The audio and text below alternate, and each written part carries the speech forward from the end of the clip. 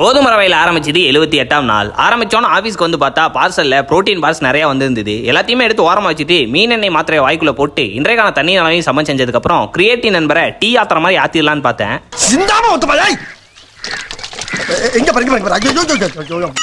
மதிய உணவுக்கு வெறும் சோறை மட்டும் போட்டு சாப்பிட்டு ஸ்டாக் எல்லாமே கரெக்டா இருக்கான்னு ஒரு தடவை ரீசெக் பண்ணிட்டு பொடி நடையோட நடடா ராஜான்னு நடைய போட்டுட்டு வீட்டுக்கு கிளம்பி போயிட்டேன். போற வழியில கூட இருக்க ஜீவன், இன்னைக்கு நான் உனக்கு ட்ரீட் வைக்க போறேன் அப்படின்னு கூட்டிட்டு போச்சு. நமக்கும் புரதச்சத்து ஏற்கனவே குறைபாடா இருக்கா, அதனால இந்த கிரில்ல சாப்பிட்டு போடுவோம்னு சொல்லிட்டு கிரில்லையும் பட்டர் நானையும் வாங்கி சாப்பிட்டுட்டோம். ஃபைனல் டச்சா நான் இந்த கோழி சோடா வாங்கிட்டேன். கூட இருக்க ஜீவன் அந்த சாக்லேட் ஐஸ்கிரீமும் வாங்கி சாப்பிட்டுருச்சு. அதுக்கப்புறம் வீட்டுக்கு தேவையான பொருட்களை வாங்கிட்டு கிளம்பிட்டோம்.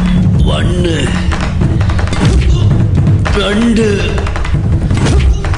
3 வச்சுக்க தேவையான பொருட்கள் எல்லாமே வாங்கிட்டு வந்தாச்சா, இல்ல ஏதாவது ஒன்று மிஸ் ஆயிருச்சா, அப்படி இல்லைன்னா எதுக்காவது பில்லு போடாம நமக்கு எக்ஸ்ட்ரா கிடைச்சிருக்கா, அப்படி இல்லைன்னா நம்ம எதுக்காவது எக்ஸ்ட்ரா பே பண்ணியிருக்கோமா எல்லாத்தையும் செக் பண்ணி பார்த்தா எல்லாமே கருக்க இருக்குது. தினமும் 10,000 தடவை என் பாதங்களை எடுத்து வச்சா போதும்னு நினைப்பேன். இன்னைக்கு என்ன அறியாமே 12,116 தடவை பாதங்களை எடுத்து வச்சிருக்கனால இனிமே 12,000 டார்கெட்டா வச்சுக்கலாமான்னு யோசிக்கும் போது வேணாம் 10,000 டார்கெட்டா இருக்கட்டும், அதுக்கு மேல எவ்வளவு தூரம் போதோ அவ்வளவு தூரம் நமக்கு ஒரு போனஸாவே இருக்கட்டும் சொல்லி இன்றைக்கான நாளை இத்துடன் முடிச்சுக்கிட்டேன். நாளைக்கு உங்களை சந்திக்கிறேன் நண்பர்களே. நன்றி.